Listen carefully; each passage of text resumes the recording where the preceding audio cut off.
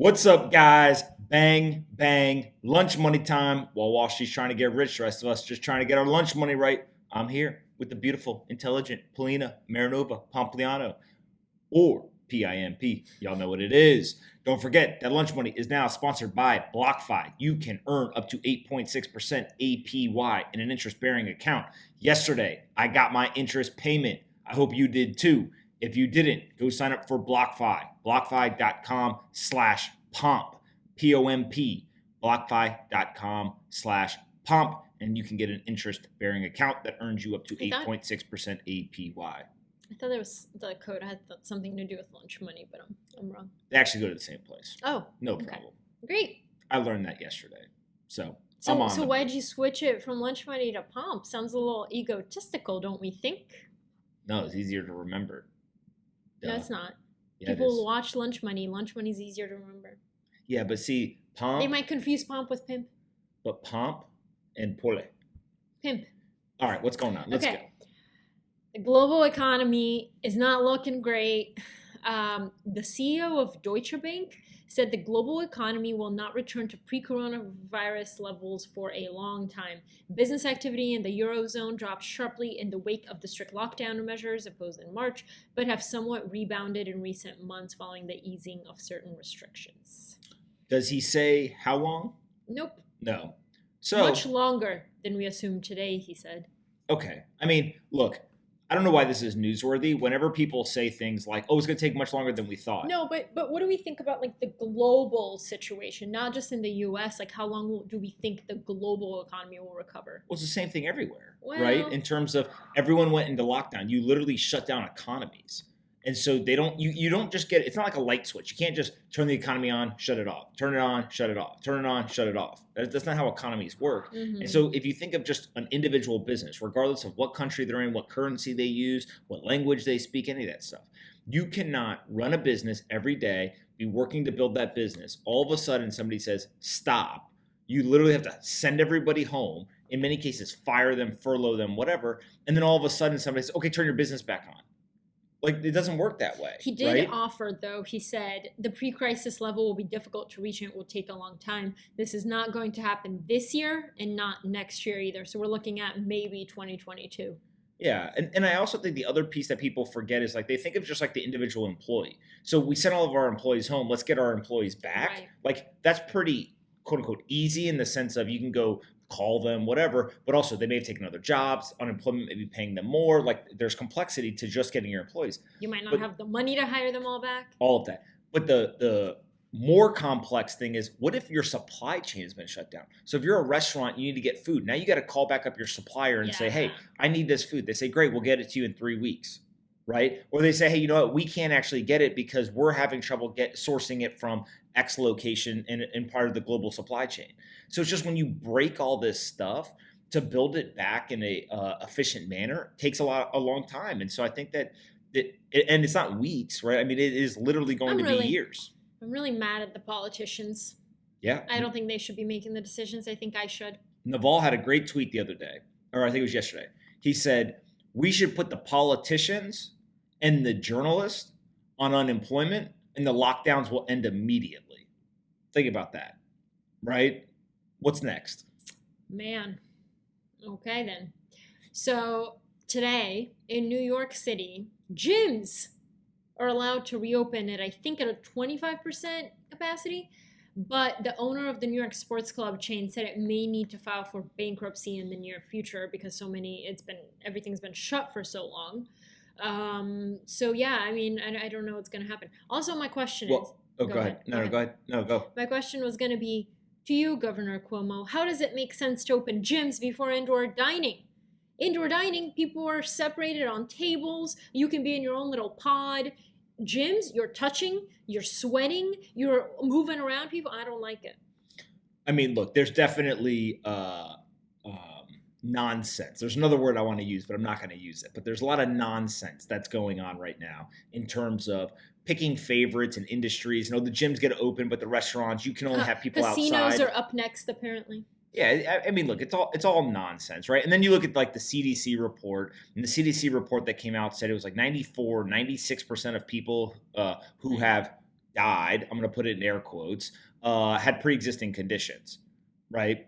And so again, when you get down into this, it just goes back to the data is unreliable. We're making bad decisions because we're using bad data. And we need to make sure that the data is more accurate. Nobody seems to be interested in that. That is not part of the conversation. Literally today, I saw on CNN that they have a scoreboard. It's like a scoreboard, like they're celebrating or cheering on the numbers going higher. Literally, when you go watch the news right now, there's a scoreboard that takes over the right side of the screen. I think that depending on where you fall on the political spectrum, you have a talk track and you have a version of reality that you believe to be true. And it's very hard when two sides of the country are living in different realities. But that's my point. This isn't a political thing. People are trying to make it political, but this is not political. I don't align with either political party. This is a seeker of truth perspective. The data is bad. You can't make good decisions. Whether you're a Republican, Democrat, you're green, you're purple. Better? Well, the first thing you have to do is you have to get testing. And the second thing you have to do is you have to change the incentive structure. Right now, we are incentivizing healthcare officials to give us bad data. That's been my problem the entire time. We literally said to the hospitals, we said, if you mark somebody as a COVID death, we will pay you money. So of course they're going to mark people. Right? And they're going to mark people who didn't die from COVID. Well, they can't just mark people and lie. Yes, hospitals? They can. There's example after example after example. Remember the story in the guy in Florida? A guy died in a motorcycle accident. And he was marked as a COVID death because they get paid money. So I don't want to go deep down in the rabbit hole. We got to get better data. And part of this plan, I think, is things like gyms.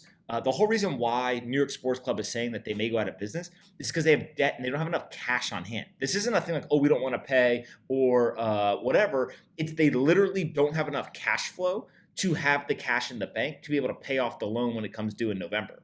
And so you have to remember that there's not only supply chain complexities here, there's also the way that businesses are financed. If there's any level of debt, when you shut off the revenue stream, they don't have the cash to pay back, and there could be a chain reaction through a capital markets as well. In March, I spent some time talking to small business owners all over the country to see how they were handling it. This was still in March, like weeks after the stay-at-home orders were put in place, and I reached out to them again this week, and basically a lot of them said when what is it called, the PPE? The PPP loans, when all of that expires in October, some of them are going to shut permanently. So if anyone wants a laugh, if you live anywhere else in the world other than in New York City right now, I'm going to give you the funniest thing I've heard so far.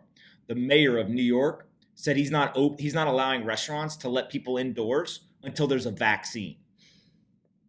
Let me let you guys think about that for a second. Restaurants in New York City will not be allowed to let people inside until there is a vaccine.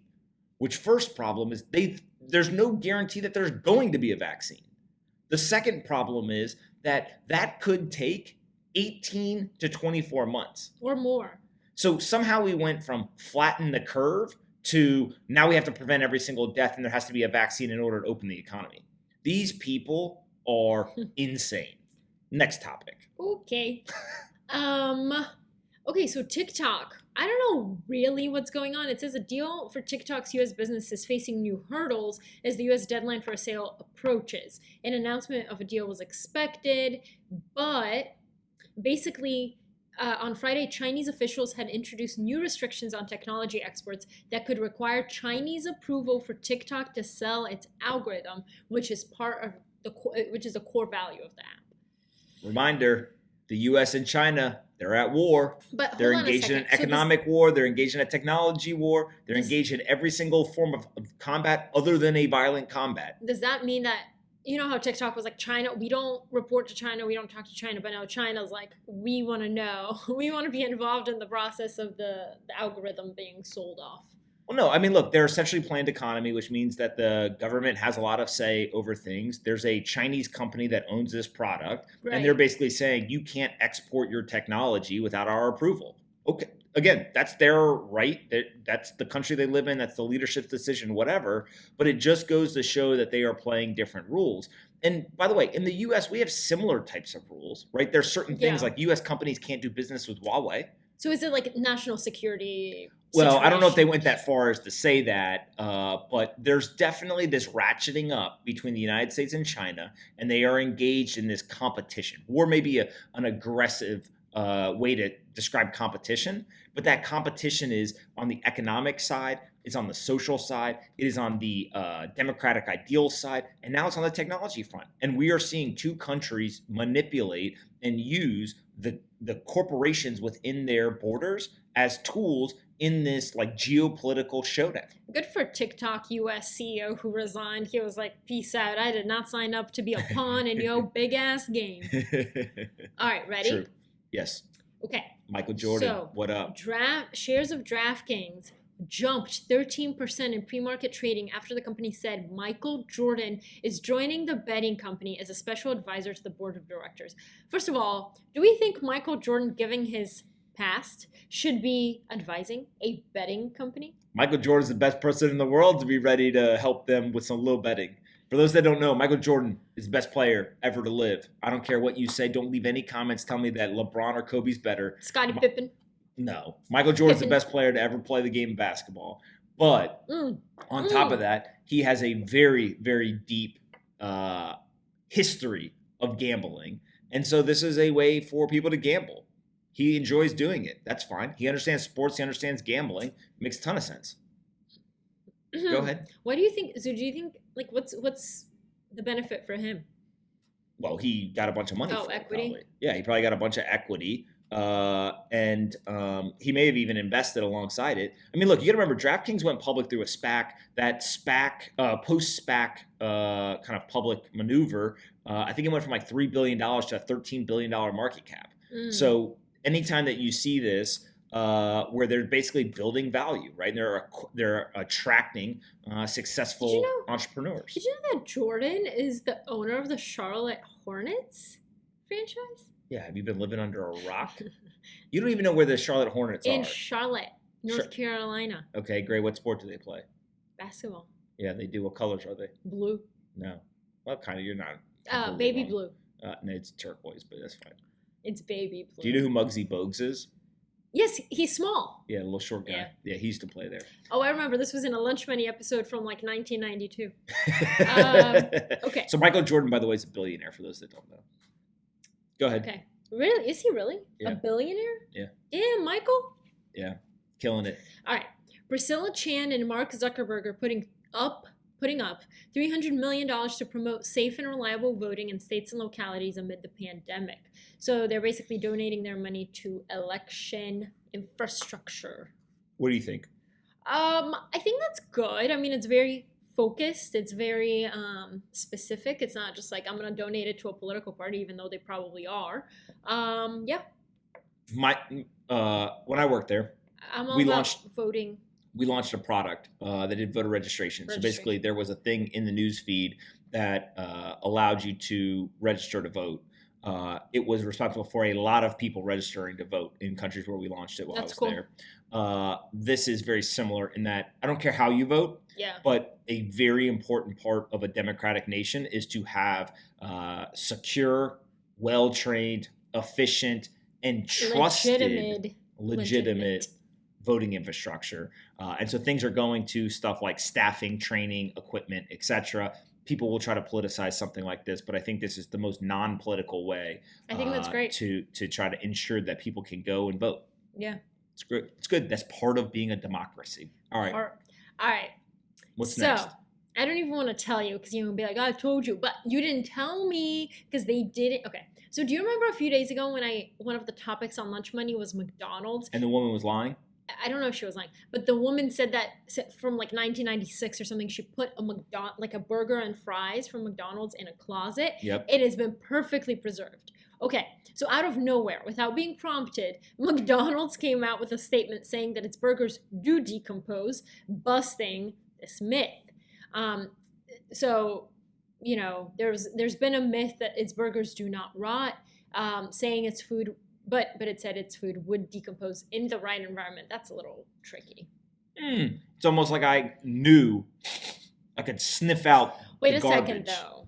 Wait a second.